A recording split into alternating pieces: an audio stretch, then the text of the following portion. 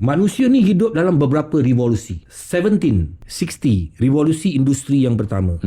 Orang menggunakan air menjadi wap. Bila jadi revolusi ni, tamadun hidup manusia bertukar tak? Tukar. Sebab dah ada teknologi baru. Tahun 1860 lebih kurang macam tu, tukar pada revolusi industri yang kedua. Dia panggil elektrik. Tahun 18, nenek moyang kita duduk kat mana? Padahal tahun 70-an tu aku tengok pun, kau tak boleh bayang lah. Teruk lah. Memang serba kekurangan. Tahun 18 dia orang duduk mana? Aku rasa duduk dalam gua, dalam hutan. Jadi kawan dengan monyet. Betul kan? 18. Kalau ada bandar pun terlalu kecil kan.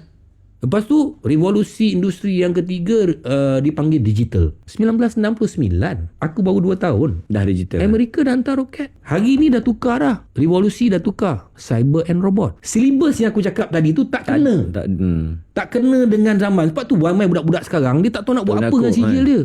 The question is, why the university tak buat study untuk masa depan generasi masa akan datang. Kenapa tak buat next 5 years, 10 years ke contoh kan? Ini kerja dia orang. Betul. Maknanya kita tak nak anak bangsa kita ataupun Malaysian punya budak-budak buang masa.